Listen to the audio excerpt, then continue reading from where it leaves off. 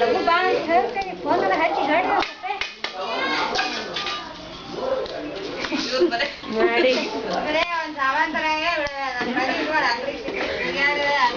ಮಂಜ್ರಿ ಅವ್ರ ಮನೆಯವರು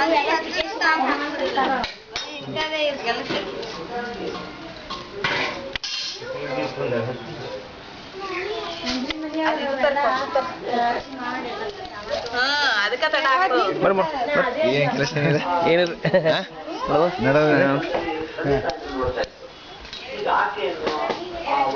ನೋಡಿದರೆ ಅಂತ ಅನಿಸ್ಬಾರ್ದು ಮನಸ್ಸಿಗೆ ಅಜುಗುಪ್ಸಿತ ನೋಡ್ತಿದ್ದ ಹಾಗೆ ಅದು ಬರೀ ಸೌಂದರ್ಯ ಅಲ್ಲ, ಸೌಂದರ್ಯ ಬೇರೆ, ಮನಸ್ಸಿಗೆ ಹಿಡಿಸೋದೊಂದು ಬೇರೆ. ಒಂದೊಂದ್ಸಲ ಲೋಕ ಸುಂದರ ಅಲ್ಲ ಅಂತಂದಿರುತ್ತೆ, ಆದ್ರೆ ಅವರಿಬ್ರು ಹಿಡಿಸ್ಬಿಟ್ಟಿರ್ತಾರೆ, ಅವರು ಆನಂದದಿಂದಲೇ ಇರ್ತಾರೆ.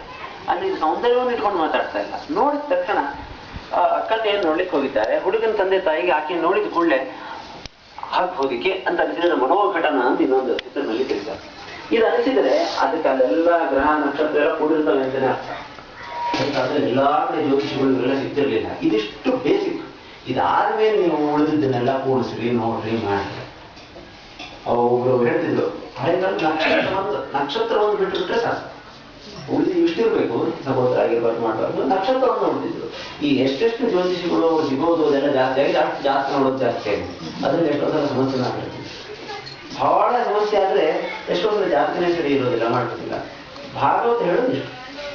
ಉಡುಪಿ ಕಡೆ ಎಷ್ಟು ಜ್ಯೋತಿಷ್ಯ ನೋಡ್ತಾರೆ, ಅಂಥವ್ರು ಎಷ್ಟೋ ಸಂದರ್ಭಗಳಲ್ಲಿ ಮನೋಘಟನ ನೋಡಿಬಿಡ್ತಾರೆ. ನೋಡಿದ ತಕ್ಷಣ ಆಗ್ಬೋದಿಕೆ ಅಂತ ಅನಿಸಿದ್ದಾರೆ, ಅವನ್ನ ಮದುವೆ ಮಾಡಿಬಿಡ್ಬೋದು ಅಂತ ಅಷ್ಟು ಹೇಳ್ತಾರೆ. ಇದು ಮದುವೆ ಮಾಡ್ಕೊಳ್ಳೋದು. ಆಮೇಲೆ ಅವನು ಮಾಡಬೇಕಾಗಿರುವಂತಹ ಕೆಲಸ, ಬ್ರಾಹ್ಮಣ ಗೃಹಸ್ಥ ಆದರೆ ಒಟ್ಟು 6 ಕೆಲಸ ಅವನ ಜೀವನದಲ್ಲಿ ಮಾಡುತ್ತೆ. ಒಂದು ಯಜನ ಯಾಜನ, ತಾನು ನಿತ್ಯ ಪೂಜಾ, ಬೇರೆ ಬೇರೆ ಮುಖದಲ್ಲಿ ಪೂಜಾ, ಅವನು ಹೇಳ್ತಿದ್ದಾನೆ ಪೂಜಾ ಬಗ್ಗೆ. ಇನ್ನೊಬ್ಬರ ಹತ್ರ ಮಾಡಿಸೋದು, ಅವ್ರಿಗೆ ಜ್ಞಾನ ಇಲ್ಲ, ನಾವು ಮಾಡಿಸ್ಕೊಡಿರ್ತದೆ, ಯಜ್ಞ ಮಾಡಿಸ್ಬೋದು. ಯಜನ ಯಾಜನ. ಅಧ್ಯಯನ ಅಧ್ಯಾಪನ, ತಾನು ಮಾಡೋದು, ಇನ್ನೊಬ್ಬರಿಗೆ ಪಾಠ ಹೇಳ್ಬೋದು. ಮೂರನೇದು ದಾನ ಪ್ರತಿಗ್ರಹ, ತಾನು ದಾನ ಮಾಡಬೇಕು, ಪ್ರತಿಗ್ರಹವನ್ನು ಮಾಡಬೇಕು, ತಗೊಳ್ಬೇಕು. ಹಳೆಯ ಕಾಲದಲ್ಲಿ ಒಂದೊಂದು ಊರಿನಲ್ಲಿ ಹೀಗೆ ಯಾವಾಗಲೂ 4% ಅಷ್ಟೇ ಬ್ರಾಹ್ಮಣರು.